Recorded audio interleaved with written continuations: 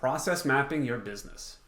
This seems like a daunting task to people that haven't done it before, but it is so easy that I'm going to show you a very simple example about how to do this. There's lots of tools we can use to do process mapping. If you're not comfortable with using your computer or you just want to do it in a team environment, my favorite way to do this is to get started with a pad of sticky notes and a giant sheet of paper or just your desk. Everybody writes down all the little pieces of what they're doing and they stick it on the table, and you start to organize things into a logical fashion and then take a picture of it afterwards. You can use that picture to then go to the computer later and draw it nicely into the software. So the software we're going to use today is called Miro. If you have the Microsoft suite, you can probably figure out how to do this inside of PowerPoint or Microsoft Word. Microsoft's product for this is called Visio. There's also Lucidchart. But we're going to use Miro today because it's free, it's online, you can get started right away, there's nothing stopping you from signing up and creating an account. So I'm going to switch to the screen now and show you. Okay, so here we go. Here is what Miro looks like. It runs in your web browser. I will zoom out just so you can see the overall flowchart. I already built this just to save some time, but it's really easy. So what I did here is I grabbed something called a swim lane, and each swim lane I've put a person that's involved in the process. So we've got a parent, a child number 1, and a child number 2. So we're assuming there's 2 kids in this family, and you can grab the tools over here. You can watch all kinds of tutorials on Miro. I won't really show you how to find the swim lane, but it's pretty easy. So every workflow, every flow chart starts with a start box. And obviously the parent is the one initiating this, so they start. First thing they're going to do is turn on the stove. Then they gather all the equipment and ingredients for what they think they're going to need for breakfast, and they ask the children what they want in their pancake. So we've already assumed that the process here involves creating pancakes. The children are asked this, they have a decision to make. So every basic step just goes in a typical box. Usually it's a rectangle, you can color code it however you want. There's really no standard formula here, but so I've selected yellow. Decisions, questions, those are always shown in a diamond shape. So question, blueberry or banana, and the outcomes of those are what you put on the lines here. So this child number 1 would have selected banana. If they chose banana, then they would request banana pancakes. If they wanted blueberries, then instead their answer would have been blueberry, and they'd request blueberry pancakes. Same thing with child number 2. They're posed the same question. They have to put out the same output. Those outputs all flow back to the parent, where there is a question or a decision matrix, a decision point that says, are the children in agreement? And this is a fun morning struggle. Yes or no? So if the answer is no, and this parent in particular doesn't want to make both kinds of pancakes, then they will request consensus or reconsideration.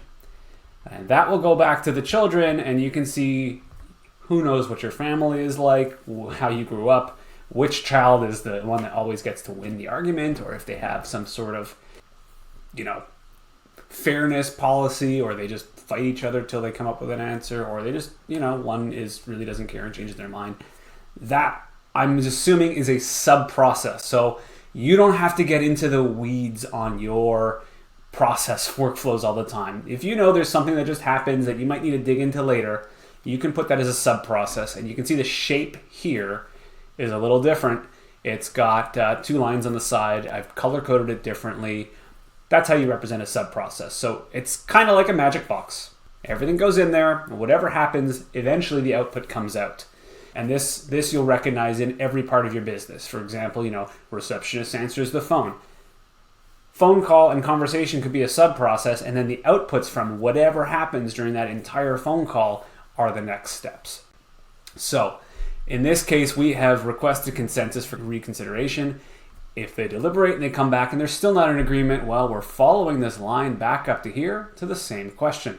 Are they in agreement? And we will keep doing this loop until they come to an agreement. Now, of course, your process, your breakfast could be totally different. There could be something in there that allows for a different thing if this has happened more than 3 or 4 times. This is just a simple process map. You can add in whatever you want, and that's the beauty of process mapping. In our scenario, eventually they come to agreement. And from that, we have 2 yeses. Either banana pancakes are going to get made, or blueberry pancakes are going to get made. Depending on what comes out of this decision, our process flow is different. If they've requested blueberry pancakes, well, then we're going to cook blueberry pancakes. It's pretty obvious. After that, go to the end, eat breakfast. If they've picked banana pancakes, well, if you're like me, you're going to ask Google or Alexa to play Jack Johnson's Banana Pancake song, because I'm a dad. And two things are going to happen from that. I'm going to cook the banana pancakes. Both of my children are going to groan because they're tired of hearing that song with banana pancakes. And then we go to eat breakfast and end the process. So you can see different decisions have different outputs. You don't have to consider all the weird things that happen, like the groaning or the music or whatever, on the simple line, but you can outline what's going to happen based on different decisions. And now you can look at this and go, where can I save some time? Well, maybe I'm going to go back to this whole decision part here. Let's zoom out for a second. This seems pretty messy. Do I really care that I'm making two different kinds of pancakes? Is it really that big of a deal to split the batter into two bowls at first and put banana in one bowl and blueberries in the other?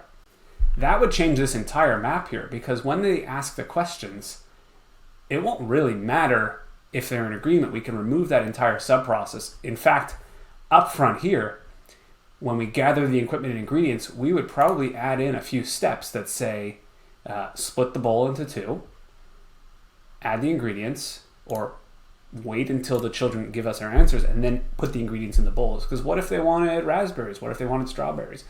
In this process, there's no room for that. But what if you wanted to increase your customer service and say, we can put whatever you want in it? Well, we just need to modify our workflow. And you're looking at this going, we could probably get higher sales if we allowed for that by making this change up front. Really easy to see that kind of stuff when you've process mapped it and go, wow, we are wasting a ton of time here with this deliberation sub-process and making sure the kids are in agreement. Why don't we just change it up front so we don't even have to worry about this stuff down here?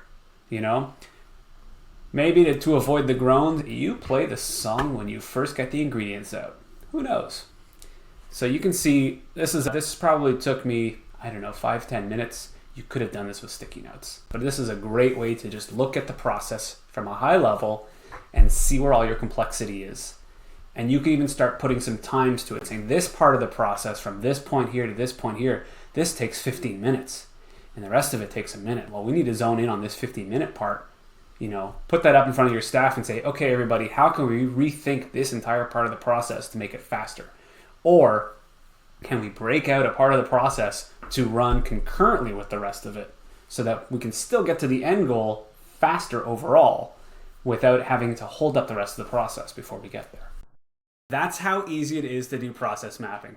You don't have any excuses anymore. The tools are available online for free. The sticky notes are either in your desk or at the store nearby, and it cost you $1. You will see how important this is, and you'll get some great insights into where your stumbling blocks are, where your efficiencies can be found. So again, hit the like or subscribe button below. Ask me some questions in the comments. Tell me all about the process improvements you figured out after doing some process mapping. Let me know how great it was or how hard it was, and let's keep the conversation going.